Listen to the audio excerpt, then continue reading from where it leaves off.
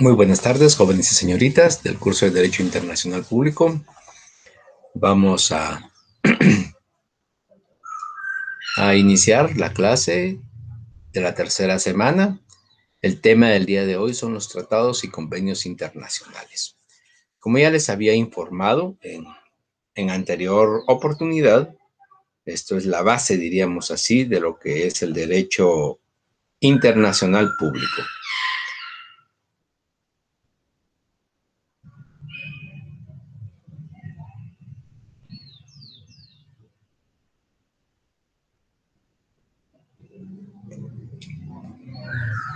No me han confirmado si estoy bien con la conexión, pero vamos a iniciar la clase. Vamos a esperar que una confirmación del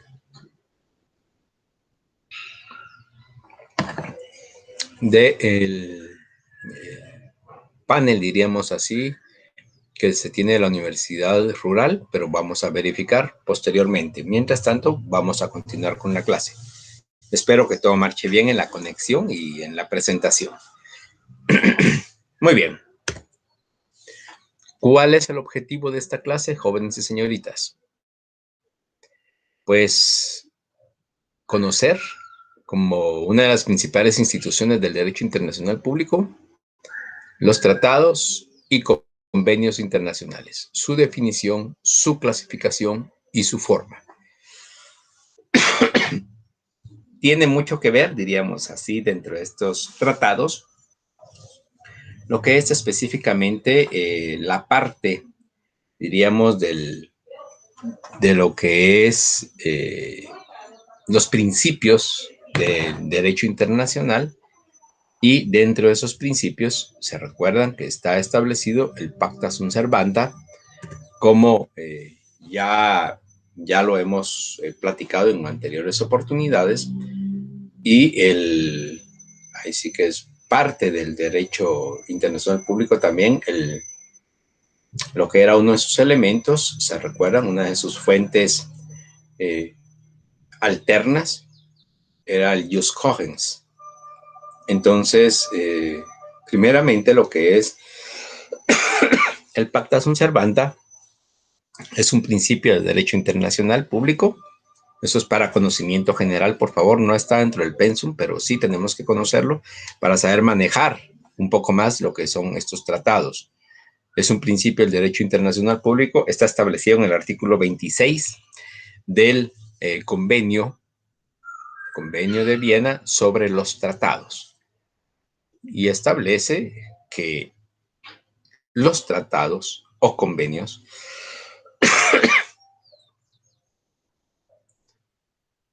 deben de ser cumplidos. Pacta sunt servanda. Quiere decir, el pacto debe cumplirse. Debe cumplirse. O sea, no necesariamente tiene que haber diríamos así, una forma de coerción para firmar los tratados. No, se está haciendo diríamos, entre personalidades, entre personas con, diríamos, con palabra. No podríamos decir hombres, porque ahora ya tenemos que incluir hombres y mujeres de palabra, pero lo que se cumple es la palabra de la persona empeñada en un tratado, en un convenio internacional. Diríamos, ese es el principio del derecho internacional. El pacto debe cumplirse, pacta sunt servanda. Y está establecido en el artículo 26 del convenio de Viena sobre los tratados. El jus cogens. Es importante este nuevo, diríamos así, esta nueva fuente del derecho internacional, que inclusive en algunos casos podríamos decir es más fuerte que los tratados. ¿Por qué razón? Porque es el derecho supremo que tienen las partes de realizar un convenio, un tratado, pero que sea, diríamos así, que sea de beneficio para las personas, para los estados. Hoy se recuerdan que dentro de las personas del derecho internacional público están los estados, los organismos internacionales y los individuos. Entonces, este jus cogens indica que es el derecho supremo de los estados en convenir y convenir situaciones o arreglos o pactos establecidos en las normas internacionales que sean de beneficio para los estados, no así que sean perjuicio para ellos. Si en algún momento determinado, y por eso mismo, si en algún momento determinado se pactare algo en contra de un estado o que no le beneficia al mismo, este jus cogens establece que ese derecho no puede ser impugnado, no puede ser establecido en detrimento de el Estado o del organismo internacional por las normas supremas del derecho internacional público. Tomando en cuenta estos dos elementos, podemos ya entrar a lo que son los tratados.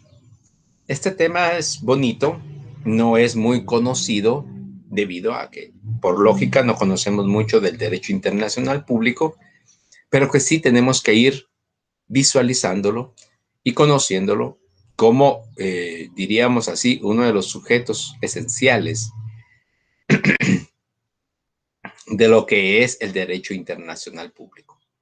Los estados y los tratados pues van de la mano. ¿Y qué es un tratado? Es un acuerdo internacional celebrado por escrito entre estados y regido por el derecho internacional. O sea, es un acuerdo de voluntades, es un acuerdo entre estados, por eso es un acuerdo internacional. Si fuera un acuerdo normal, tendría que ser entre partes, entre personas, entre individuos, entre asociaciones, entre organismos inclusive, entre instituciones del organismo, de cualquiera de los organismos del Estado, etcétera. Pero no, este es un acuerdo internacional. Un tratado es un acuerdo internacional, celebrado por escrito entre estados y regido por el derecho internacional. Ya todos los elementos lo conocemos, entonces no hay ningún inconveniente, podemos continuar visualizando estos datos. Legislación internacional. Existen dos convenciones o dos convenios sobre el derecho de tratados. Uno a nivel regional americano, la Convención sobre Tratados, y otro a nivel universal, Convención de Viena sobre el derecho de los tratados. Este último firmado el 23 de mayo de 1969 y vigente a partir del 27 de enero de 1980. Guatemala lo ratificó en 1996. Por lo tanto, somos parte de este convenio, de esta Convención de Viena sobre el derecho de los tratados, que está vigente a partir de del 27 de enero de 1980.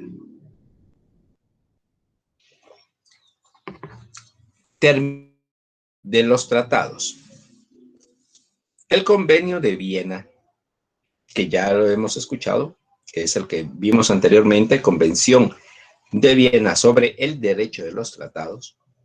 El Convenio de Viena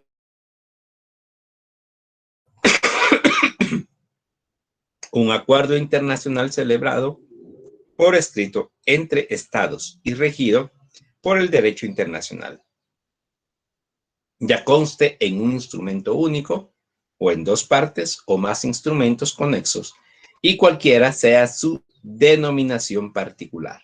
Este es el artículo 2 del Convenio de Viena sobre el derecho de los tratados, que establece exactamente la definición que ya teníamos en, diríamos así, en la presentación. Otras descripciones sobre los tratados. Es un acuerdo de voluntades entre dos o más estados.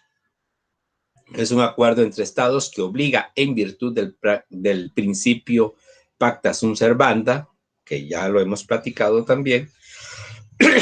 Los tratados son acuerdos de voluntades de dos o más sujetos de derecho internacional.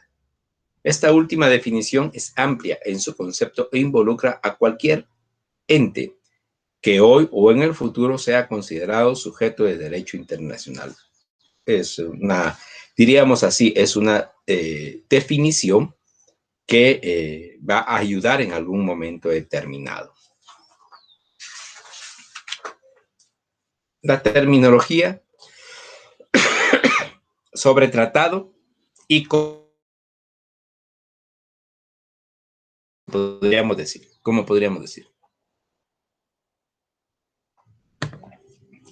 Tratado y convención. Lo entendemos como un nombre genérico.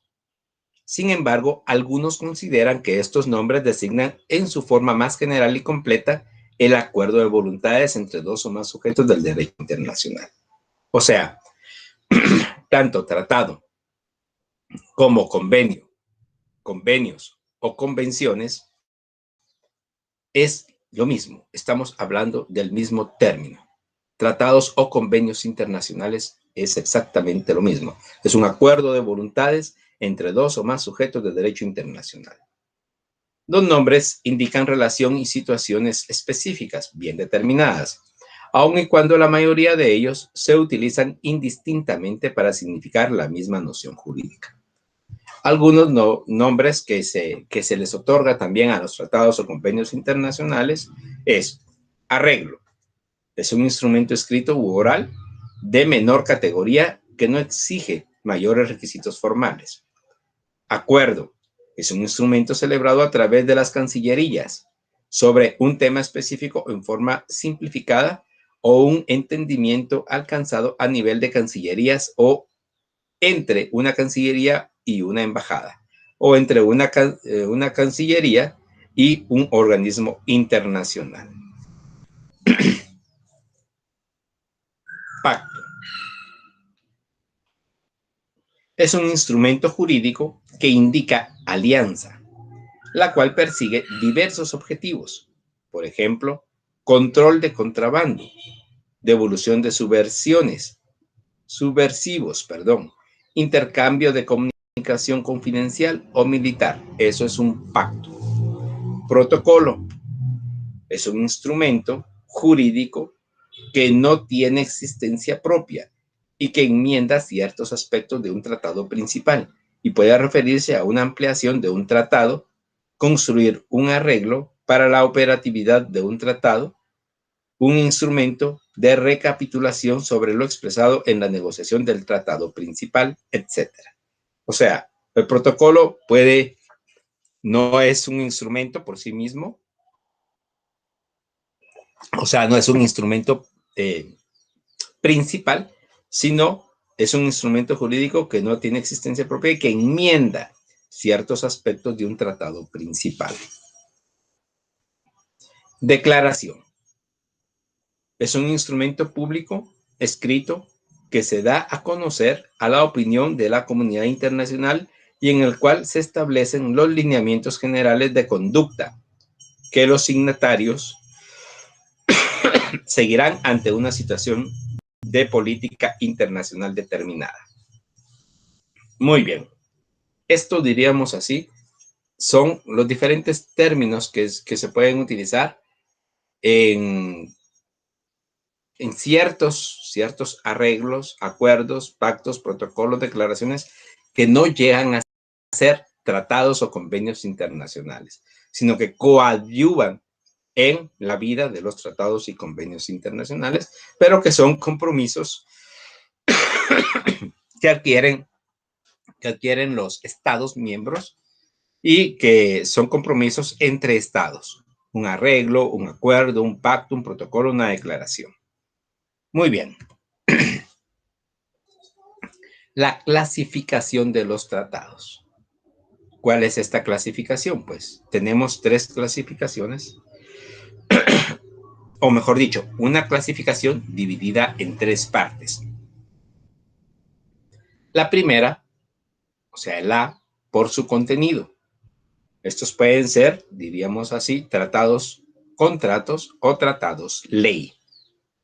¿Qué significa cada uno de ellos? Los tratados, contratos. Aquellos que se celebran entre 2 o más estados con fines muy específicos. Pueden ser de 2 clases.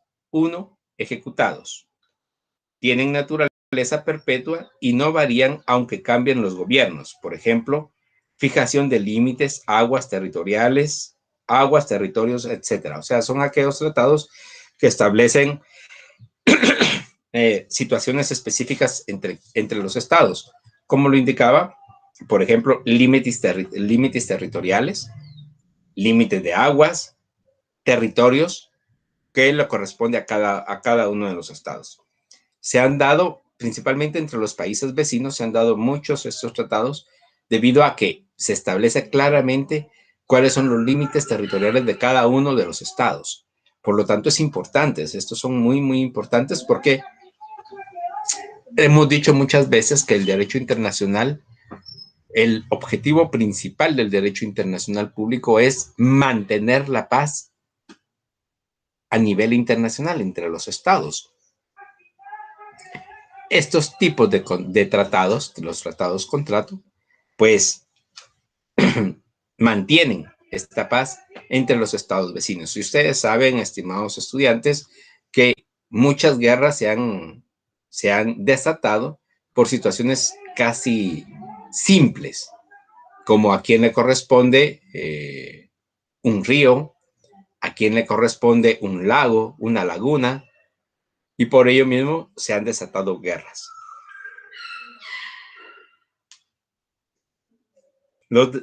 Ya indicamos dentro de estos tratados contratos los ejecutados y los ejecutorios.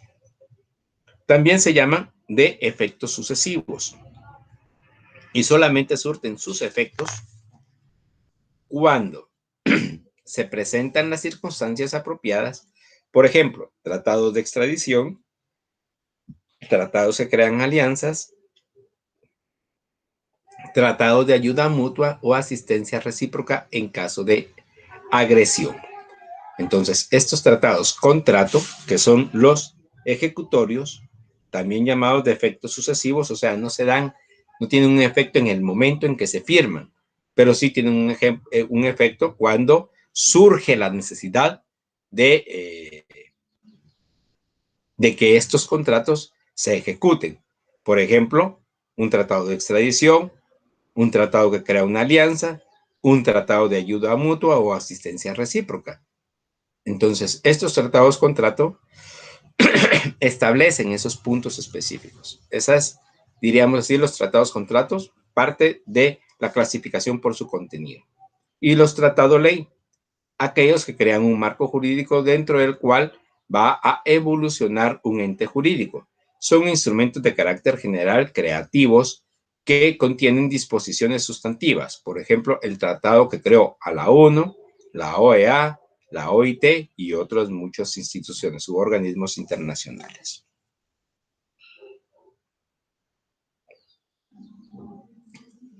Tratados por sus participantes, que sería la literal B.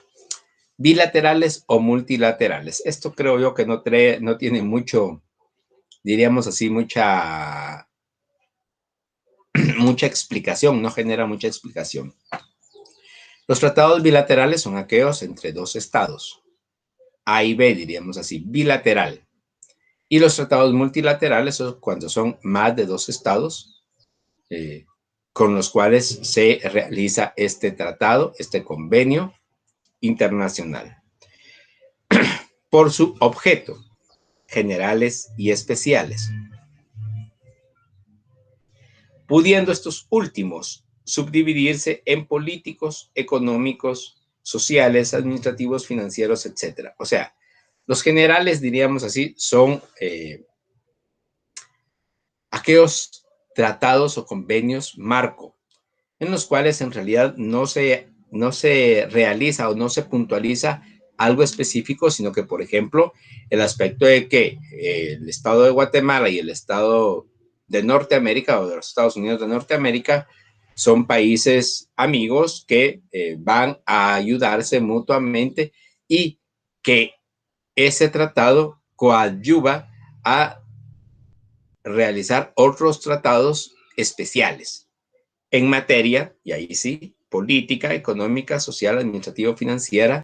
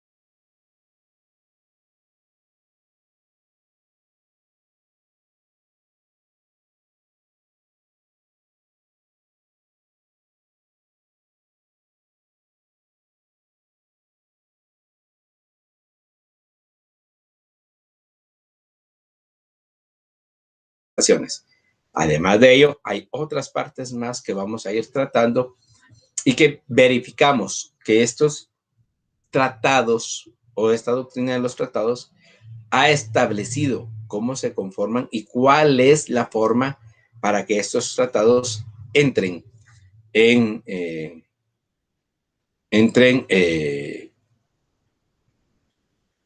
a realizarse, a ejecutarse, a tener, diríamos así, ya, porque no necesariamente un tratado o convenio internacional al momento de ser firmado entra en vigencia. No, inclusive hay algunos que establece, por ejemplo, en las convenciones internacionales, se establece que, por ejemplo, si hay 150 participantes, que hasta como mínimo hayan firmado o aceptado, en nuestro caso, diríamos así, querer formar parte del tratado como Estado de Guatemala, que haya sido establecido por el Congreso de la República, aprobado por el Congreso de la República de la participación de Guatemala, entonces, y que se deposite ¿cómo se llama? El tratado nuevamente, entonces entra en vigencia hasta que una tercera parte de todos los participantes lo hayan hecho. Por eso mismo, no sé si ustedes se dieron cuenta que el tratado o el convenio o la Convención de Viena sobre el derecho de los tratados fue firmada en 1969 y que entró en vigencia hasta 1980, 20 años después. ¿Por qué motivo? Porque estos tratados claramente establecen esta situación, estos convenios internacionales, que entra en vigencia hasta que un determinado número de participantes, de estados participantes, hayan aprobado este convenio y lo hayan depositado ante las Naciones Unidas. Del depósito vamos a hablar después. Entonces, eso hace, diríamos así, que se cree estas instituciones dentro de lo que es la doctrina de los tratados. Muy bien, celebración. Los tratados son instrumentos solemnes, tanto por su contenido como por las partes que intervienen en ellos y porque además deben ser registrados. La celebración de un tratado contiene la fase de las negociaciones, que es la etapa durante la cual se discute el contenido y la forma. Las negociaciones pueden ser públicas o privadas. Entonces, cualquiera de las dos, cualquiera de las fórmulas se puede realizar. Entonces, los tratados son instrumentos solemnes que por su contenido,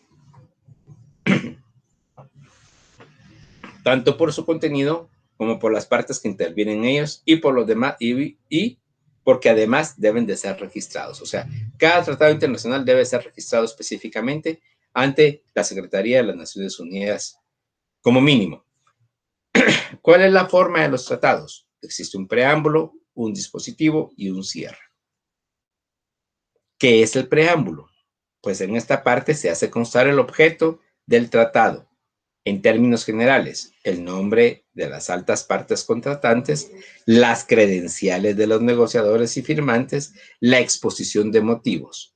En esta parte se hace constar los plenos poderes que la Convención de Viena sobre los tratados define como un documento que emana de la autoridad competente de un Estado y por el que se designa a una o varias personas para representar al Estado en la negociación, la adopción y la autenticación del texto de un tratado para expresar el consentimiento del Estado en obligarse por un tratado o para ejecutar cualquier otro acto con respecto de un tratado. Es donde diríamos así, las partes se identifican. El dispositivo. Esta parte es la más importante, pues es la que contiene las disposiciones sustantivas del tratado. Cada artículo se refiere a cada punto preciso.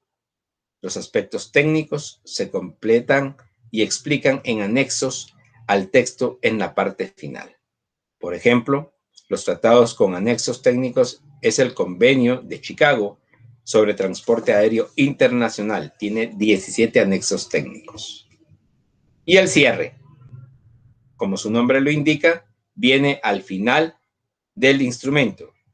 En esta parte del tratado encontramos todas las disposiciones de carácter provisional o transitorio, las condiciones para su entrada en vigor, el lugar del depósito del instrumento, como ya les indiqué, siempre tiene que haber un depósito, la ratificación en cuanto a su tiempo y lugar, la forma en que otros estados pueden adherirse si se trata de un tratado multilateral, las firmas, los idiomas oficiales, la forma de dirimir las diferencias, el plazo que entre la vigencia, que entre en vigencia, la denuncia, las reservas, la forma de interpretación, el depositario, la vigencia simple o calificada.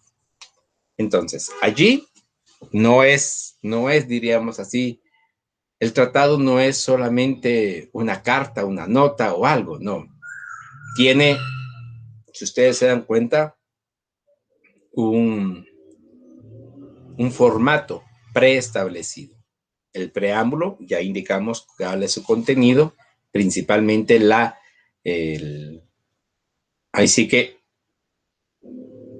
las partes, la identificación de las partes que van a participar en el tratado, sus credenciales y lo que establece el Convenio de Viena sobre el derecho de los tratados. El dispositivo es la parte medular, diríamos así, es el cuerpo del tratado, y ahí se establecen cada punto debidamente establecido. Y el cierre, ya lo indicamos, las firmas, cómo va a entrar en vigencia, lugar del depósito, si se pueden adherir otros estados, dependiendo si es multilateral el convenio o el tratado, las reservas, declaraciones, excepciones y manifestaciones, que eso lo vamos a ver en su oportunidad. La suscripción. La suscripción se materializa con las firmas, las que naturalmente ponen fin a la negociación. La firma no crea una obligación inmediata debido a que, de una parte, la mayoría de los tratados no son firmados, mucho menos negociados por el jefe de Estado.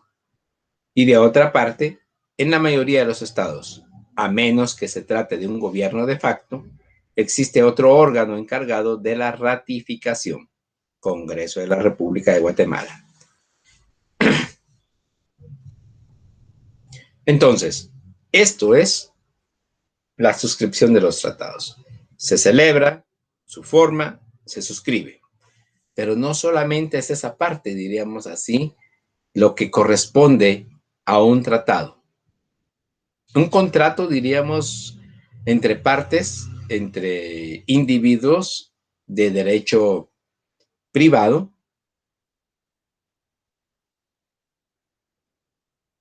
disculpen, se suscribe y se cumple. No, en este caso hay otros requisitos más que establecer. Por ejemplo, las reservas, declaraciones, excepciones y manifestaciones. La reserva es una manifestación de voluntad de desacuerdo en relación con cuestiones secundarias o accidentales. Nunca puede serlo con respecto a cuestiones fundamentales o principales, pues daría muerte inmediata al tratado, en el caso de los bilaterales. La Convención de Viena describe la reserva como una declaración unilateral, cualquiera que sea su enunciado o denominación, hecha por un Estado al firmar, ratificar, aceptar o aprobar un tratado o al adherirse a él con el objeto de excluir o modificar los efectos jurídicos de ciertas disposiciones del tratado en su aplicación a ese Estado. Esta, diríamos así, la reserva es una manifestación de voluntad del Estado. Y, por ejemplo, Guatemala, algo que nosotros conocemos como el Pacto de San José,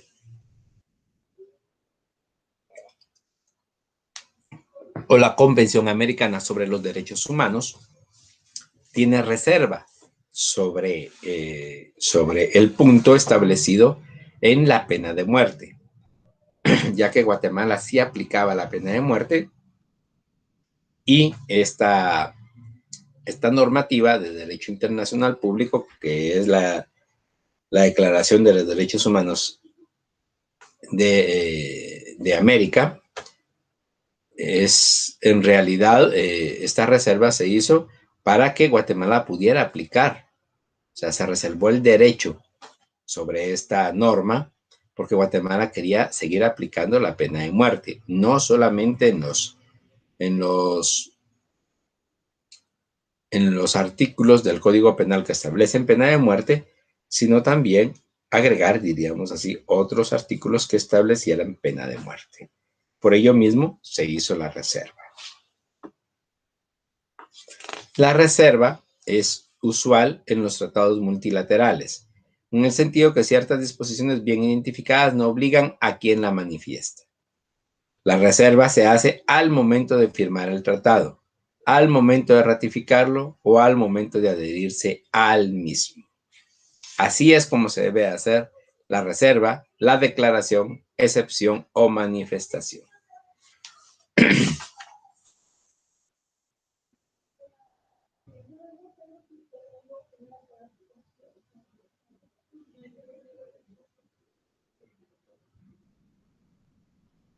Al firmar o ratificar una convención o adherirse a ella, se pueden hacer declaraciones o manifestaciones, cualquiera que sea su enunciado o denominación, al fin de que, entre otras cosas, armonizar su derecho interno con las disposiciones de la convención, siempre que tales declaraciones o manifestaciones no tengan por objeto excluir o modificar los efectos jurídicos de las disposiciones de la convención en su aplicación a ese estado.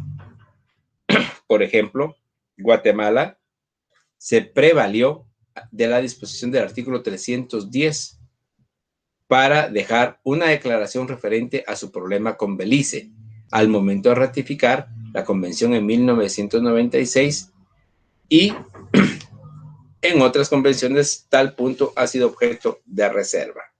O sea,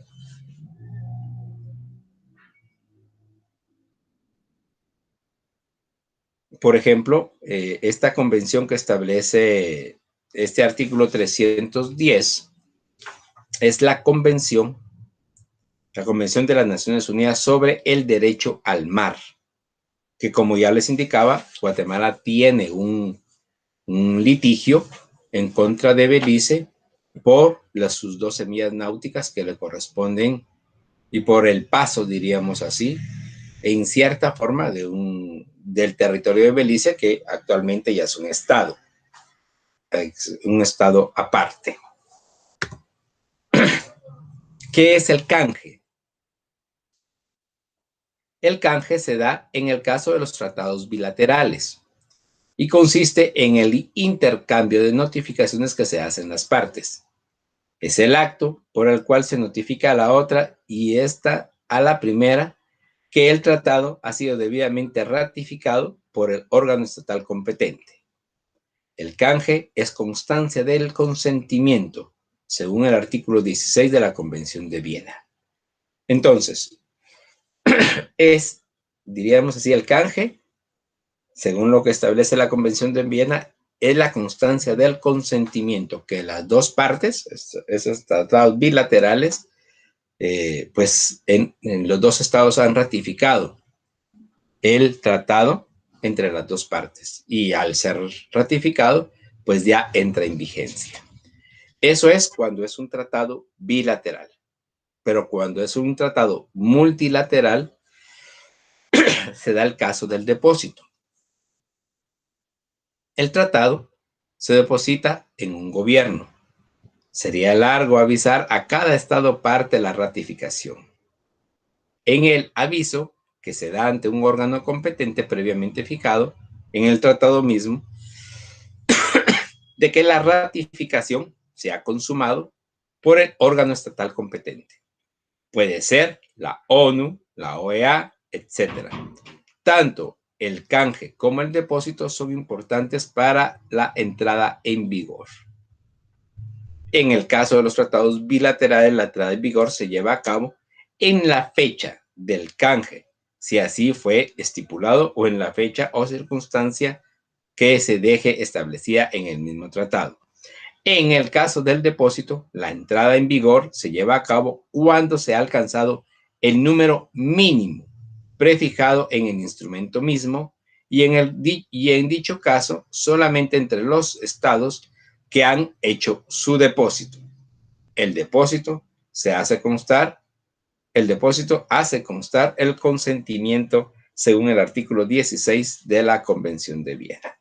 Entonces, jóvenes y señoritas, ¿es lo mismo el canje y el depósito? Sí, solamente que el canje se lleva a cabo en el tratado o convenio bilateral y el depósito entre el tratado o convenio multilateral. Y que, como les indiqué,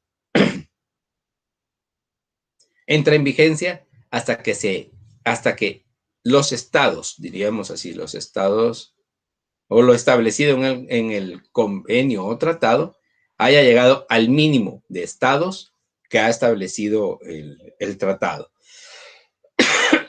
Pueden ser 10, 15, 20, o como les indicaba, si son 150, un tercio de los tratados, o mejor dicho, de los estados que han participado en la convención. Eso es muy importante. El registro es la constancia que existe en un organismo de que una determinada parte ha adquirido derechos y obligaciones en una determinada parte del tratado o contrato. Antes de 1920, o sea, esto no es tampoco de ayer, diríamos así, hace 100 años exactamente, en este año,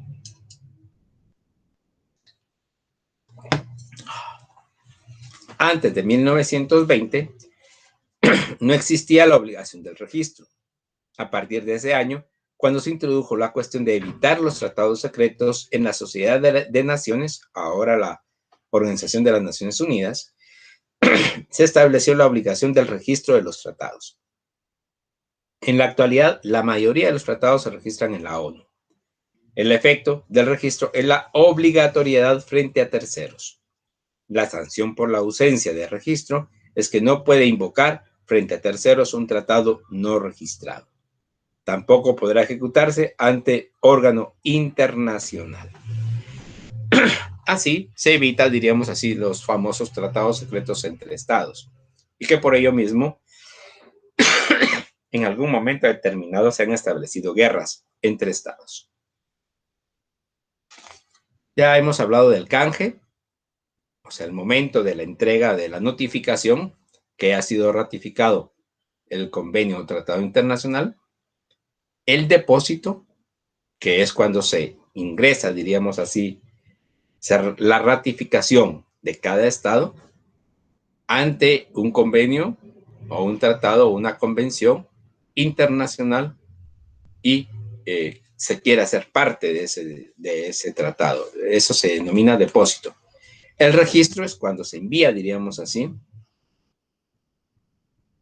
cuando se envía la constancia del tratado ya debidamente firmado y para que lo registre la Organización de las Naciones Unidas. Actualmente ahí es donde se registran los convenios o tratados bilaterales. Los multilaterales normalmente es parte de las Naciones Unidas del mismo, por lo tanto se hace inmediatamente el registro. La adhesión se da cuando un Estado no ha firmado originalmente y que no fue parte fundadora, pero desea devenir parte.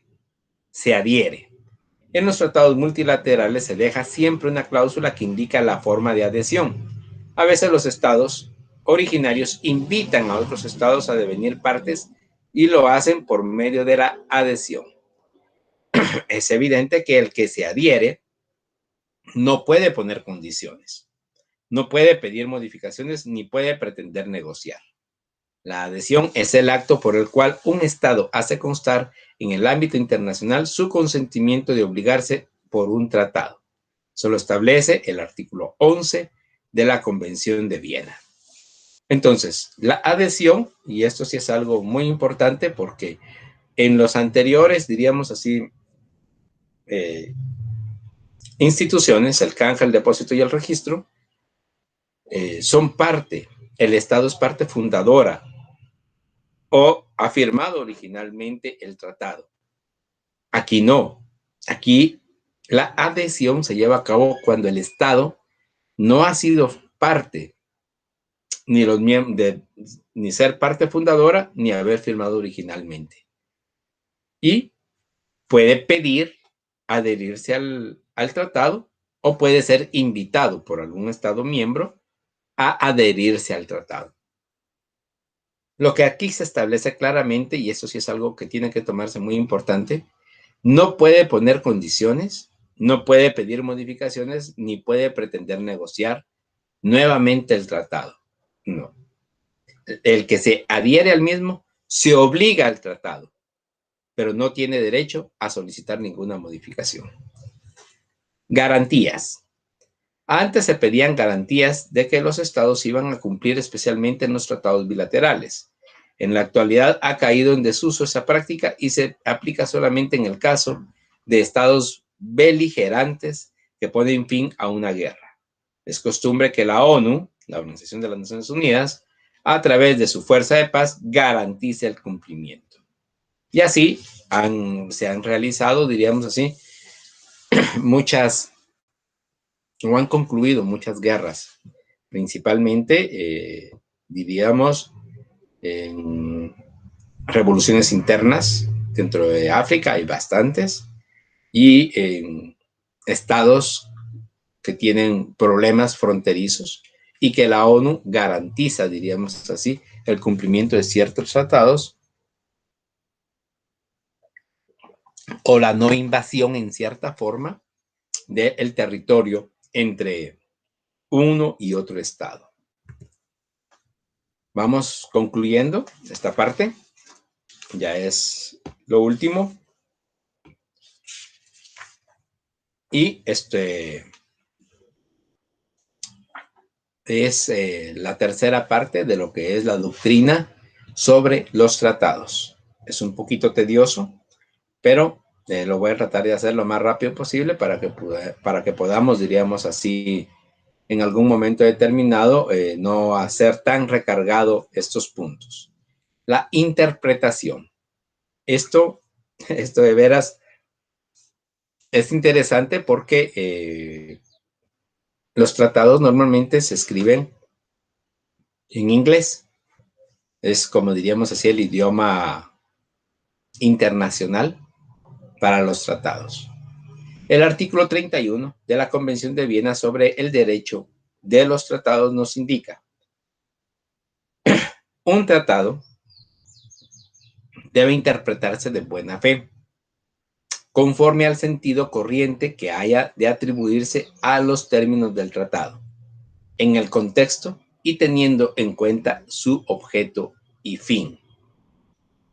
Para los efectos de la interpretación de un tratado, el contexto comprenderá, además del texto, incluidos su preámbulo y anexos, a todo acuerdo que se refiere al tratado y haya sido concertado entre todas las partes con motivo de la celebración del tratado. Y B, todo instrumento formulado por una o más partes con motivo de la celebración del tratado y aceptado por los demás como instrumento referente al tratado. Muy bien. Entonces, primeramente, la interpretación del tratado es otro principio del derecho internacional público, la buena fe.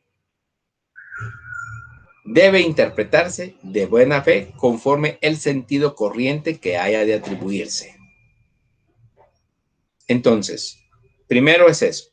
Y después, ya diríamos así, tomando en cuenta este principio de buena fe y conforme al sentido corriente en que se haya de atribuirse, también debe de incluirse, no solamente indica, el contexto comprenderá, además del texto, incluido su preámbulo y anexos, todo acuerdo referente al tratado, todo instrumento formulado por una o más partes, con motivo de la celebración del tratado. O sea, no es solamente el principio de buena fe, no es solamente el texto, sino que también se incluye, diríamos así, el preámbulo y los anexos, y todo acuerdo o todo instrumento formulado para darle vida al tratado. O sea, todo eso conforma el bagaje, diríamos así, de que se puede en algún momento determinado consultar sobre la interpretación del tratado. Doctrinariamente, se sigue el siguiente orden. Primero, se debe atender el sentido literal y expreso, como en nuestra ley del organismo judicial, artículo 10, y en caso de ambigüedad u obscuridad, se usa cualquiera de los métodos siguientes. Interpretación auténtica. Los mismos estados contratantes se ponen de acuerdo sobre el significado de los términos o conceptos. Y la interpretación judicial. Un tribunal interpreta el tratado aplicando las normas de interpretación universalmente aceptadas. Para que sea obligatoria, debe proceder la manifestación expresa de acatar el fallo. Y C, interpretación unilateral, es hecha por un órgano de uno de los estados. Es conflictiva la mayor parte de las veces. O sea, hay 3 tipos de interpretación. Bueno, en realidad 4, como diríamos, porque es la interpretación de buena fe o la auténtica, en cierta forma esa es la auténtica, que realizan los mismos estados contratantes. Se ponen de acuerdo sobre el significado de los términos y conceptos. Aquí aplicamos la buena fe, aquí aplicamos el que no es solamente el contexto, que no es solamente el texto, el preámbulo y los anexos, sino que también todo acuerdo o instrumento formulado para la firma de los tratados. También existe una interpretación judicial, pero esta interpretación debe ser, diríamos, debe estar como establecido que para que sea obligatoria debe proceder la manifestación expresa de acatar el fallo. Esto es exactamente lo que está llevando a cabo Guatemala en el caso de Belice, como ya les he informado. ¿Qué es la terminación o extinción del contrato? La doctrina y consuetudinariamente los tratados pueden extinguirse. A. Por cumplirse el término. O sea, un tratado puede ser por un plazo determinado, 25, 50 años, 100 años, y se cumple el término, se acabó el tratado. Por cumplirse la condición. Por ejemplo, podríamos decir un tratado que establezca la extradición de A, B y C personas en caso de que sean aprehendidas en el país con el que se esté llevando a cabo el tratado. Al aprenderse esas personas se termina, se extingue el tratado. Por la condición, por la ejecución del objeto. Pues en algún momento determinado un tratado puede ser establecido para llevar a cabo un puente, un puerto, qué sé yo. Realizar alguna obra específica un estado con otro. Y se cumple la ejecución del objeto. Se concluye el tratado. Por denuncia de incumplimiento. Entonces se denuncia este incumplimiento ante la Organización de las Naciones Unidas y se da por concluido, por extinguido o por terminado el tratado. Por renuncia. O sea, puede ser por denuncia o por renuncia. Mire, yo no quiero continuar el tratado, renuncio al mismo. Por mutuo consentimiento, las partes establecen, mire, ya no conviene tener este tipo de tratados. Por ejemplo, un tratado de importación y exportación de bienes perecederos. Puede ser de que las partes concuerden que ya no debe existir ese tratado. Por desaparición del Estado. En algunos casos se da. Al momento de desaparecer un Estado, ahí sí que se extinguen sus derechos, pero también se extinguen sus obligaciones. Por guerra. Se han dado casos de las guerras y esto extingue todo tipo de tratados realizados previo a las guerras. Por imposibilidad de llevar a cabo el tratado, se pueden dar estos casos. Por incumplimiento, ya lo indicamos anteriormente, se dan estos casos también y se tiene que dar por terminado o extinción. Y por cambio de circunstancias. Muy bien. Esto también está establecido en los artículos del 54 al 64 de la Convención de Viena sobre los derechos de los tratados. ¿Qué es la revisión? La revisión es la facultad de los estados firmantes que hayan ratificado, en el caso de los tratados multilaterales, o canjeado, en el caso de los tratados bilaterales. La práctica internacional actual se orienta hacia la revisión periódica, especialmente en los tratados bilaterales de carácter comercial o técnico. Repito, la revisión es la facultad de los estados firmantes que hayan ratificado, en el caso de los tratados multilaterales, o canjeado, en el caso de los tratados bilaterales. La práctica internacional actual se orienta hacia la revisión periódica. O sea, ¿se pueden revisar los tratados? Sí, sí se pueden revisar. Principalmente aquellos tratados bilaterales de carácter comercial o técnico.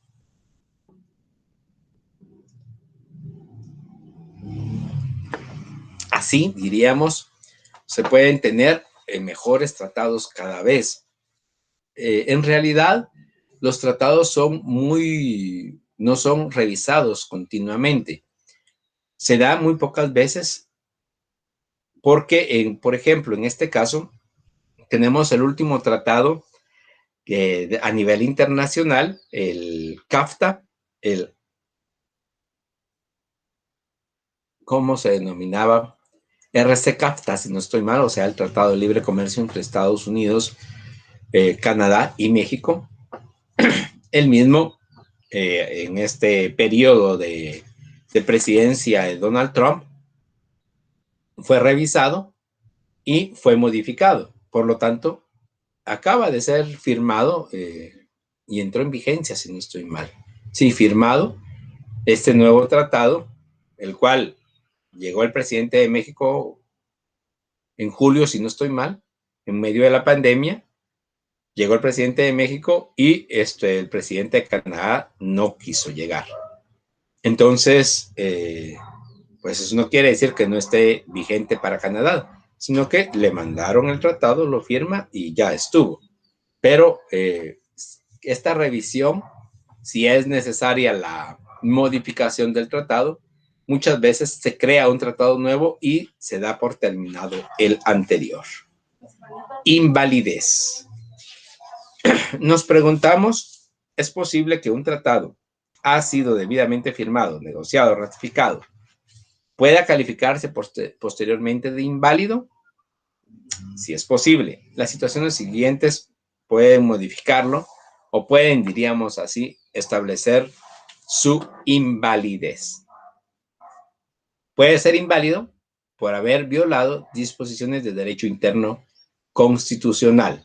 O sea, puede darse en algún momento determinado. O sea, imagínense, el tratado fue firmado, negociado y ratificado. Eso quiere decir que ya fue ratificado por las partes. Y aún así puede ser inválido. Lamentablemente, sí es posible. Entonces puede ser inválido por haber violado alguna disposición de derecho interno constitucional. Ustedes saben muy bien que si viola algún derecho interno, inclusive se puede declarar inconstitucional el tratado y pues por invalidez se da por terminado o se extingue. También puede ser inválido el tratado celebrado por personas no autorizadas para representar a un Estado. Ya les he informado que puede darse en cualquier manera, de cualquier forma. Y en algún momento determinado, la persona supuestamente que ha sido delegada para la firma del tratado no cumplió con los requisitos o inclusive no fue debidamente delegada para firmar los tratados, entonces está inválida. ¿Cómo así que no fue debidamente delegada? Pues sí, le pueden decir al ministro, por ejemplo, de Relaciones Exteriores, mire, vaya y me firma este tratado, pero no se lo dan por escrito. En ese momento está inválido, porque no tiene el derecho de oficial de firmar el tratado. Tiene que estar por escrito. Inválido el tratado cuando se ha restringido especialmente los poderes para manifestar el consentimiento de un Estado. Por ejemplo, ¿verdad? No necesariamente tiene que ser ratificado por el órgano interno. Eso es restringir especialmente poderes para manifestar el consentimiento. ¿Por qué razón? Porque en nuestro caso el Congreso de la República tiene la representación de la nación y la obligatoriedad de ratificar los tratados siempre y cuando no contravengan las normas internas del derecho guatemalteco. Y diríamos así, lo que es específico del derecho civil también, el dolo, o sea, el error genera invalidez de conformidad con el artículo 48 del Convenio de Viena. Pueden existir errores no tan visibles, pero sí error al final. El dolo, si un Estado ha sido inducido a celebrar un tratado por la conducta fraudulenta de otro Estado negociador. Se han dado casos, se siguen dando y se darán casos de este tipo. El dolo, si un Estado ha sido inducido a celebrar un tratado por la conducta fraudulenta de otro Estado negociador. La corrupción del representante de un Estado. O sea, se logra establecer a nivel internacional que esta persona para negociar le fueron dados dádivas o, ¿cómo se diría? Aportes o pago en algún momento determinado para poder negociar. Eso es corrupción del representante de un Estado. La coacción sobre el representante de un Estado. O sea, se puede coaccionar, diríamos así, para que un Estado firme algún tratado. La coacción sobre un Estado por la amenaza o el uso de la fuerza. Si no firma, vamos a declararles la guerra. Si no firma, vamos a quitarles, por ejemplo, una parte de su territorio. Si no firma, exista, diríamos así, una amenaza o el uso de la fuerza. ¿Cuáles son las consecuencias de esta invalidez? En los casos previstos, diríamos así, en lo que es el Convenio de Viena, los tratados son nulos de nulidad absoluta. Y también puede ser que estos convenios, este convenio del Tratado de Viena establece que los tratados son nulos de nulidad relativa y en este caso además procede la reclamación de indemnización o alguna otra forma de reparación.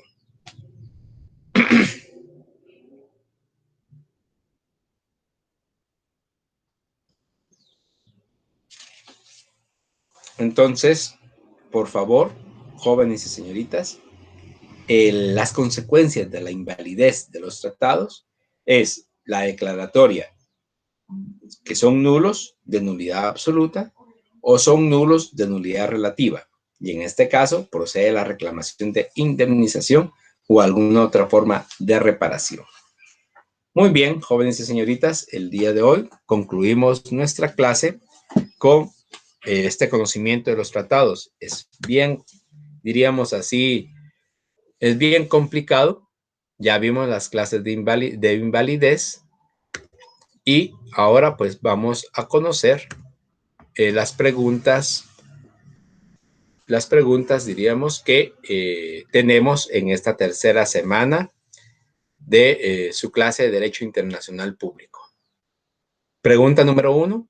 Es una de las partes de las cuales se compone un tratado. ¿Se recuerdan? Se compone de 3 partes. 2. Defina a qué se refiere cuando se da el caso de tratados bilaterales y consiste en el intercambio de notificaciones que se hacen las partes. ¿Qué es? ¿A qué nos referimos cuando se hace este intercambio de notificaciones que se hacen las partes, cuando son tratados bilaterales? 3. Indique que es cuando un Estado que no ha firmado originalmente y que no fue parte fundadora desea devenir como parte dentro de un tratado. ¿A qué nos estamos refiriendo? 4. Es una de las formas por las cuales se puede extinguir un tratado. Hay varias, ya lo vimos. Y 5, déjenme,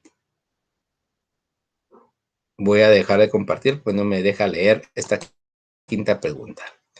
Es una de las clases de invalidez de un tratado. La quinta pregunta es una de las clases de invalidez de un tratado. Muy bien, jóvenes y señoritas, les agradezco mucho la atención a esta clase sobre los tratados. Espero no haberlos aburrido tanto. Vamos a tratar de hacer un poco más dinámica la clase para la próxima semana. No es un punto o no son puntos específicos o un solo punto, sino que varios puntos y eso ya hace un poco más dinámica la clase. Les agradezco mucho la atención a la misma, a esta clase de Derecho Internacional Público y espero tener la oportunidad de darle la clase la próxima semana, ya sería su cuarta semana. Hay que comenzarse a preparar para su examen parcial, por favor, que son después de la quinta semana. Tómenlo muy en cuenta, por favor. Muy buenas tardes.